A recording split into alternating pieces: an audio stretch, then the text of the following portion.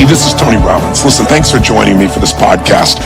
Today, I'm real excited for you because whenever you talk about how do you really dominate in the marketplace, most people are taught that you get into business and you fight for competitive advantage. You try to battle for some portion of the market share.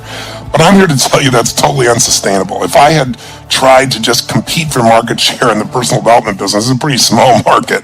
But what I really wanted to do is I wanted to affect a much larger audience. And I looked for ways to deliver that in ways that had never been delivered before. So I believe if you want an advantage in business, if you do what everybody else does and you do it better than everybody else, you get a tiny competitive advantage. But if you do something no one else is doing in your space, you get a geometric advantage.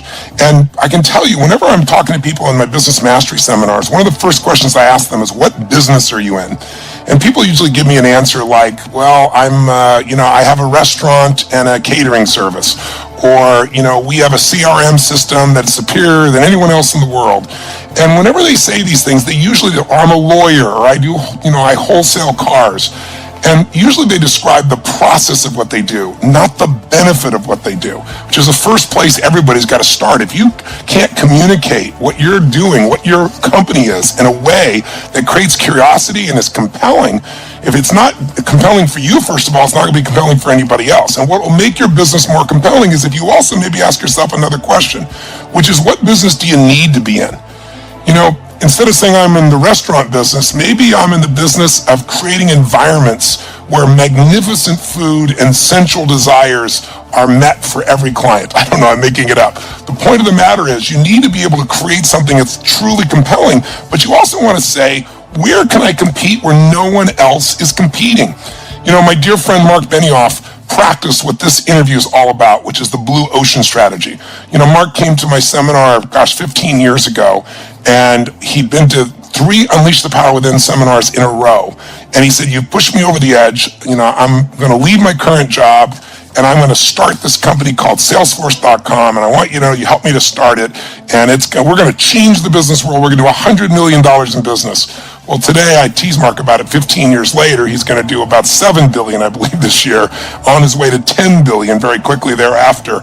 It's been quite a growth patch. But part of that is he opened up an area where no one else was competing. There was not a giant focus on this idea of really living in the cloud, putting your business in the cloud. It seemed so insecure. It seemed something businesses wouldn't even imagine back in those days. But Mark found that space and became the king of that space. And as a result, he dominates at this stage.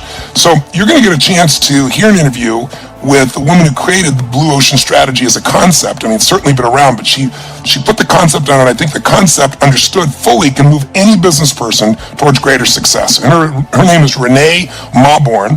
Her colleagues not with her also wrote the book with her, W. Chan Kim. But I think what you're going to find out is blue oceans are really where demand is created rather than fought for. If you're in a red ocean, it's one where there's a lot of competition and you're fighting for a little bit. So think of, Netflix. They blew up Blockbuster because they went after a different environment. Blockbuster had the chance to buy Netflix for $50 million early in its career. They were doing $3 billion at Blockbuster at the time. And they thought, we can do this ourselves. They didn't understand. These people within a few years had rented their first billionth video and they still didn't pay attention to them. They didn't understand these people are opening up a blue ocean versus working in the old red ocean.